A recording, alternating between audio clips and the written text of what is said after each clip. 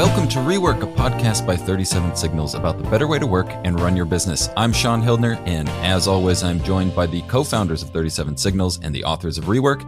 Jason Fried, how are you? I'm doing well. How are you? Wonderful. And David Heinemeier Hansen, how are you? Good, Sean. Fantastic. This week we're talking about selling your byproducts. And I think maybe to start off, can you give us a refresher of how 37 Signals, a small web design firm, started selling project management software? Well, the recap is that we built it for ourselves initially. We didn't intend to build a product for others, really. We were really busy, needed a better way to manage the work that we were doing. We were shooting emails back and forth, actually using AIM, AOL Instant Messenger, Awesome. to talk. And, it's fine for a minute, and then you lose track of things, especially as you get more work at the same time.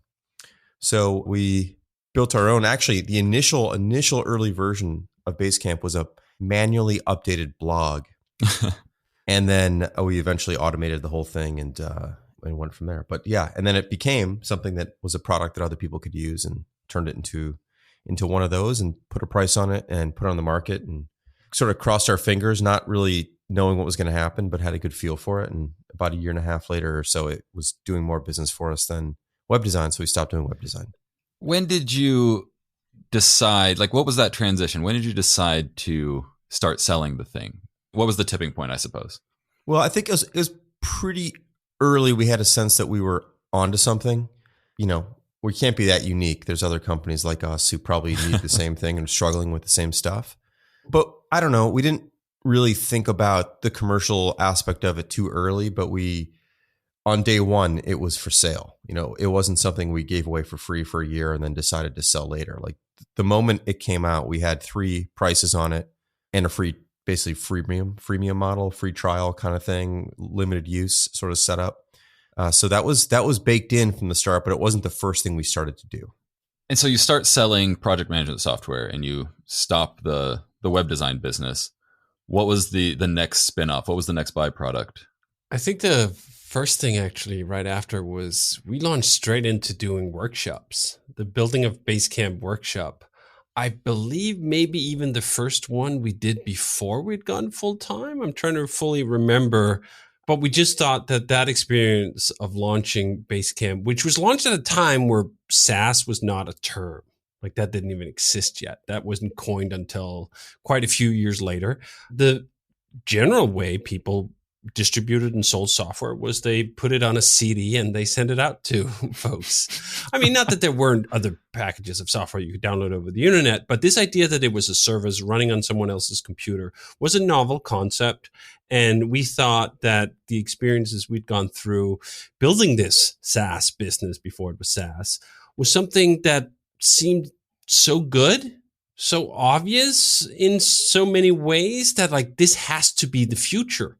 And if this is going to be the future, we've been amongst the pioneers here. Can we perhaps help inspire someone else to do it? And also, there was a lot of attention around it online. I mean, we had the Signal versus Noise blog, and lots of people were interested in it. What are you doing? What is this thing?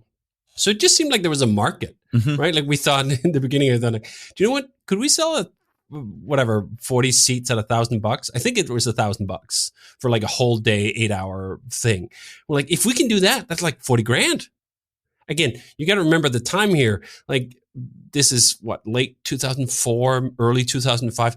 Basecamp is not pumping out millions here. Right. We're hustling in the sense of the word, not sort of using up all the hours, but trying to find the business where it is. Yeah. Is there a good buck here that can be made selling something useful that's a byproduct of what we've been doing? So the workshop really was the first thing, although that's not technically true. There was actually another book before we started writing books together that I suppose was done even before it was a product business, which was Defensive Design, which came out in 2002, 3, something like that, which was sort of also a byproduct book of web design, of the business before the software business. That hey, there's a bunch of people designing things for the internet. They're not really thinking about the stuff that could go wrong. Here's a book about that. I mean, the business 37 Signals was already a bit in the swing of this, is a bit in the swing of the hustle of finding these other ways to, I was just about to say monetize, but I hate that word with a serious passion, so I'm not going to use it. Sell other things to the business. And I thought that was just a sort of a fun start that really actually then version 2 or version 3 became the books. So much of what was written in Getting Real were extracted from the workshop series, building Basecamp. Yeah, I think the byproducts concept is not necessarily, it's not releasing additional products necessarily. Although like To-Do List was sort of a byproduct of Basecamp. Sure. What was To-Do List real quick? To-Do List is just like a dead simple to-do list. It was the to-do list that was in Basecamp, right? Essentially, and then kind of simplified even more and whatnot. But I think the Building a Basecamp workshop is a great example, and Getting Real, that book, and some of the other things. Those are the real byproducts. They are sort of the remnants of doing other work, and you sort of can package that together, and there's value in that. That's sort of the thing, right? Like You're already doing that work, so why not sell it? You've already done it. I think that the key is to look and see what the byproducts are, right? You can chop down a bunch of trees and you've got sawdust. Now, sawdust used to be just junk that no one cared about, but then someone realized like sawdust could be used for, pet bedding or all these things, and we can reassemble it into particle board. And it's that whenever you make one thing, you're always making something else, at least one more thing, and paying attention to that and being aware of it and going, there's something here. Now, sometimes it's just literally junk. There may not be anything you can do with it, but there is always something that you're making at the same time. And sometimes that's particularly valuable. In the case of the Building a Basecamp workshops, it was simply our experience. So we weren't making a physical thing. We were learning something, which then became valuable to others, which then we packaged into a workshop and essentially shared all of our, ideas and the learnings that we had. So there's that. And books are like that as well. What's interesting about that is it's sort of like a flywheel effect, if you will. So we start doing these workshops, which satisfy a demand for our experience building the SaaS thing, right? That ends up building more of an audience. We ran quite a few of these workshops. Those people, in some cases, became even more interested in what we had to say, which cultivated a market for sort of a broader version of that, which sort of led to the books. And then by the time we'd done some of the books, we had cultivated a broader audience. Right. Who weren't necessarily directly interested in the products, but were interested in our experiences building things because they were trying to build something else. Now we had an audience. The audience in itself turned out to be a bit of a byproduct that we could then sell things like a job board to. Right now you have an audience of people in the industry. That those people are highly sought after for employment by a bunch of companies. A lot of these things kind of like can just keep on going. You can have the byproduct of your byproduct of your byproduct. Right. And all along the way, there's ways of breaking this down more finely and turning this into something else. And that these things then feed together back into the original idea. Hey, if we're running a job board and companies are advertising here, then applicants will go there. And then some might end up here who haven't even heard of 37 Signals. They just go to job board because like they're looking for a job. And then we introduce them to the books, and maybe they want to get on a workshop. Oh, and maybe they learn about the product and they sign up for that too. So that you have this flywheel effect where all the things you're doing are helping all the other things you're doing. And they're all businesses. I mean, not all, but a lot of it is a business, and you're doing it not just on sort of like, well, I think 20 years from now that will pay off nicely. Although we also did those things, but there was a practicality to it that I think really helped shore up the business and actually accelerate it in certain ways. In the early days, that kind of money, like making 40 grand on a single day because you got 40 people to show up to pay you $1,000, and our expenses weren't basically there. We were reusing, by the way, an office we had already sublet, and we were just asking like, hey, could we use it basically after hours or something? And then brought in catering, right? Yeah. Total expenses, what? $500, right? And we made 40 grand off something, as Jason said, we already had. These experiences we've already lived. We weren't developing a complete curriculum from sort of thought scratch. Right. I remember Jason and I would often sit like the day before we're doing a new version, like, all right, let's run through it. And then we could produce 8 hours of material because this was stuff we already had inside us. Yeah. These were experiences we were basically like, oh, this was a problem we faced. This was the solutions we looked at. This is what we think you should do. It was already there. And the profit margin on that, $500 worth of expenses, 40 grand worth of income, pretty good. Right. So it actually mattered, right? In particularly in the beginning. Now, once you get at scale, certain things change somewhat, perhaps a little bit, but also not that much. You look at the Rework, the book sold over 500,000 copies. We're still getting royalty checks that are like, that's a nice royalty check. Like they'll, if not pay for a meetup, then pay for a lot of meals at meetups and so forth. So like it can still be something that matters. Yeah. And to add to that, we still do this. So Shape Up, which is our latest book, which details our process for building software, is something we've developed over 20 years of trial and error and figuring it out and figuring out a unique, novel approach to doing this. We could have kept that to ourselves, but we wrote a book about it. And we've put out some additional supporting materials about it. And we continue to talk about it. And we continue to do it and refine it. And we answer emails about it and all those things. And Shape Up is free online to read. We don't even make anything off that because it's really more about like, let's just share this methodology. There is a paperback book that does cost something, but basically it costs essentially. But anyway, the point is that stuff that we learned and practiced and sort of perfected, although it's not perfect, we put the time into putting that out as well. And I think we hope to continue to do those kinds of things as we move forward. I think that's a big part of what we've always done and how we do things. David and I have talked about getting back into doing more of that. I think we used to do more of that as a company where we would share more of the behind the scenes stuff and decision making and why we did this and why we did that and code reviews and design reviews and stuff. And I'd like to get back into that at some point because it's fun to do. It's also it's educational for yourself. Whenever you have to explain something to someone else, you learn something and it's useful. Well, it seems much more difficult, at least to me, to find these byproducts in the software world than, let's say, you're a lumber mill and you can see the physical byproducts everywhere.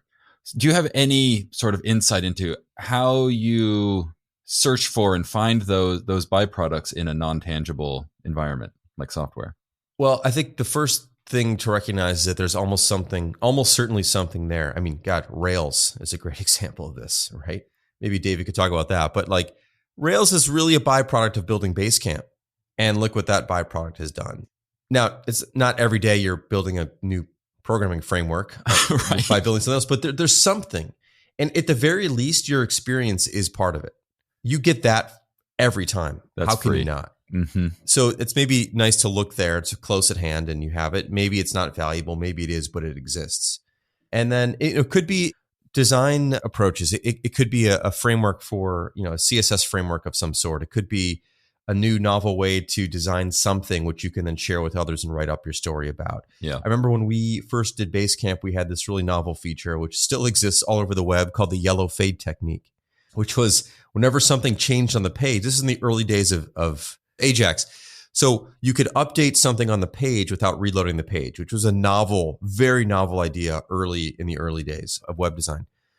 And the thing is that people didn't expect that. Most people expected the page to reload. So they expected to see something different when the page reloaded. But when you didn't have to reload the page and you just changed an item, like adding a new to-do or checking a to-do off, you had to highlight the fact that something happened. Right. So we would highlight this, we'd blink the change yellow and fade it out to nothing, basically. That was something that we did. And we go, this is a cool technique. This is really useful. Let's write this up on our blog. And it became something that pretty much every other product used. And many of them still do. We didn't sell it, but we did it. There was something there. We sort of codified it by writing it up and sharing it and explaining why it's valuable. And then that helped make other people's products better, that were unrelated to ours. Yeah, I think this will tie into Rails pretty well. It's not always about selling to make money. And as David was saying, a lot of this comes back into the later chapter of Everything is Marketing, that these byproducts also help the main business. But David, do you want to talk about the creation of Rails and what you did with that? Yeah, I think that is a great way of framing it. Like you're selling your brand here. You're selling some goodwill, or you're buying some goodwill with these things you're putting out in the world. What I often look at is like, why would we not do it? Right. Right? Like all this stuff is there. It's just laying around. What do we get from keeping it secret? For example, Rails. I'd build all this stuff out that we needed to build Basecamp. And it was like, so let's say we don't open source it. What do we get? Is this sort of some secret business advantage that'll give us this huge, unique leverage that will then put all competitors out of business because they don't have it? Maybe a little self-grandizing if I thought that was true, right? Like there were just other alternatives. This was a better way to do it. I believed very strongly in it in all sorts of ways, but it wasn't like we had discovered some secret formula, Right, that was just going to completely annihilate the competition because they didn't have access to it, or that it was something we really wanted to patent. Part of this is, I think, this whole idea of selling your byproducts, both whether you sell it for money or you sell it for brand awareness or whatever, comes to me naturally as a participant in the open source community. We share the cool stuff we find. We share the cool stuff we build. And like the world is better when that's how we approach work, because I looked at all the things that I had gotten out of that, right? Like everyone else who'd shared all the open source, that we couldn't have built Basecamp without open source. There's just no way. Yeah. There's no way that one individual on the technical side working at a small company that didn't have massive funds could have built SaaS without open source databases, without open source web servers, without open source programming languages. If we had to pay licensees for all this stuff, it would just never have happened. We would never have gotten off the ground. So there's that sense of it. But I think you also got to be careful not stretching the term sell too much. Like sometimes it's just sell.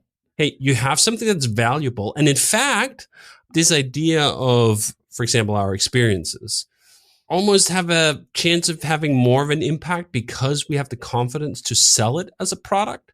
It's kind of like the same thing where a company knows what to do, but they have to buy a consultant to tell them what to do because that gives them the permission to do the thing they wanted to do all along, right? It has some gravitas. A price gives something gravitas. This isn't just like free shit. I mean, there's also something to that, and we have all these other things. But I thought there's an aesthetic that I really like about, like, do you know what? This is a coherent body of work. If you take the workshops, the 8 hours of material we put in there, they were fucking worth something.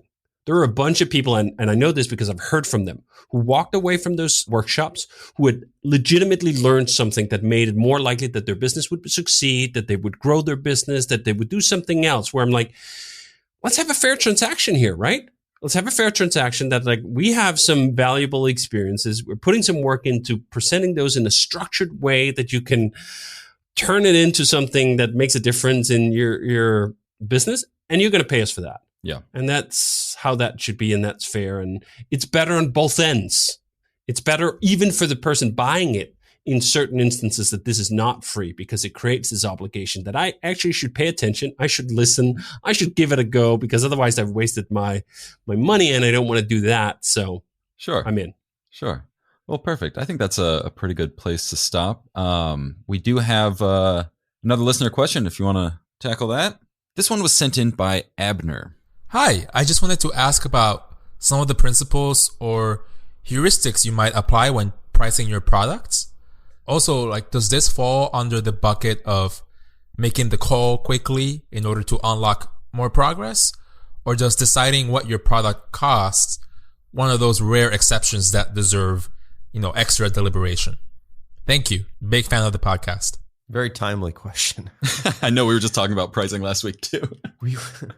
We've been talking about pricing. David and I and Elaine and a few other people here at 37 Signals have been talking about pricing now for a few months, because we have some new ideas. So Basecamp's basically been priced the same way for a number of years here, which is one plan, $100 a month, unlimited users, unlimited projects, the whole thing. And we are ready to try something else. And so we're trying to figure out how to do that. What is the thing? What is the other thing? How do we test it? Do we test it? Who do we test it on? There's a lot of questions. I think pricing is probably one of those things that does demand more. Well, I guess it depends. I should say it depends on the state of the business and the scale of your customer base. It depends on a lot of things. If you're just brand new, I would just go with something. And if you're just kind of still small and it's not really going to affect that many people, I would keep going with things. I wouldn't overthink some of this stuff. But at our scale now, we kind of have to. We have thousands and thousands of people signing up every single week for Basecamp. We have tens of thousands of paying customers.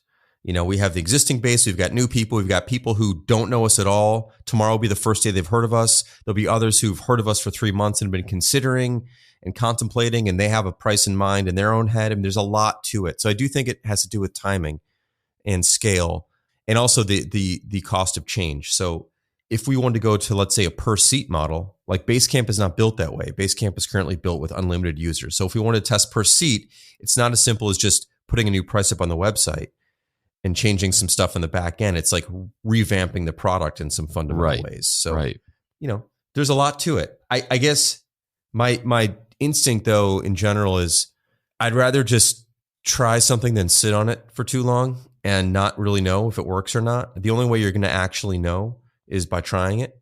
I don't think that you can really ask people if they'd be willing to pay X for Y. The only way to know for sure is to make them pay X for Y and see if they do it. See if they so sign that's up. my quick take. Right. I'd say one heuristic we used in the early days in particular was this: would I pay for it? Would I pull out my credit card if someone else was offering this product? And obviously you're biased. It's your own baby to some extent. But we've had products or pricing schemes for products that failed the test. We used to have a separate product. Well, the product still exists, but we don't sell it anymore, called Campfire, Right. which was basically Slack 10 years before Slack. And the original pricing model we had in mind for that was a per room model. That you would pay like a small sum, I think like $5 or something, to start a single chat room. And we thought of it like, hey, if you have a client, this would be a limited time chat room you'd have, and you'd pay it on a single basis. And we got fairly far along with that idea until I guess we just thought about like, actually, would I put my credit card out to buy like a piece of software for $5 as a one-off like this? And we're like, no, I wouldn't. Okay, we can't sell it. Yeah. If we don't want to buy it ourselves, we can't sell it. So use that as that first gauge and trust that initial gut reaction that like you have that thing, and then you want to rationalize it for why what you've thought about actually works, but your gut will tell you whether that's true or not. And then as Jason says, particularly early on, it's pretty easy to test. This is not a permanent decision. Right. It becomes harder to change once you have, as we do, I mean, literally 20 years of legacy and a gazillion customers, and then there are more mechanics to it. But even then, it doesn't have to be that impossible. We had a phase, I think, shortly after becoming Basecamp in 2014, where we went like a year and a half, and I think we tested maybe like 12 different price points. Right. All sorts of different combinations. We were adding plans, we were removing plans, all sorts of stuff to find the optimal place to be. And what was interesting with that was those initial prices we had based just on our gut, right? Like, hey, would we pay? Does this seem reasonable? Does this seem fair? They were actually like kind of pretty good in the sense that there was a substantial amount of price elasticity. If we were changing the prices, we'd see a change in sign-ups and so on, where you go like, I thought it would have been easier, right? Like this was one of the things, like we've never tested these prices before, and we walk in and we do a bunch of tests, and I'm just expecting, here's a free 20% increase on the business, right? Like it should be easy, right? Like low-hanging fruit. And after, I think like 9 months or a year or something, we were like, damn it, this wasn't as easy as we thought. But then later, when we went to the single price, we did make a huge leap. We did again test it before we announced it and so forth. And that, at least at the time and at the moment, it was quite clear, okay, that worked. Going to a single price that was substantially higher, at least at the moment, we made more money overall. But hey, you get to change your mind, particularly early on. Like how many customers do you have? You have 1,000 customers? You have 10,000 customers? Oh man. Life is easy. Right. When that's your scale. You really get to just change the speedboat any minute you care for it. Well, perfect. Thank you, Abner. If anyone else out there has any questions for David or Jason, leave us a voicemail at 708-628-7850 or record a voice memo on your phone and email it to hello@rework.fm. And that will do it for this week's episode. Next week, we're talking about when to launch. And spoiler alert, it is early. And I hope to talk to both of you about that next week. For now, I want to say thank you, David Heinemeier Hansen. Thanks, Sean. And thank you for joining me, Jason Fried. Thank you, Sean. We'll see you next week.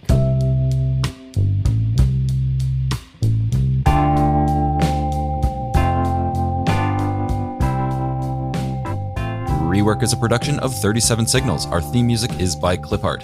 We're on the web at rework.fm, where you can find show notes and transcripts for this and every episode of Rework. We're also on Twitter at Rework Podcast. If you're following along with the book, next week we'll be discussing the chapter Launch Now. And if you like the show, I'd really appreciate it if you would leave us a review on Apple Podcasts, Spotify, Overcast, or wherever you're listening to this.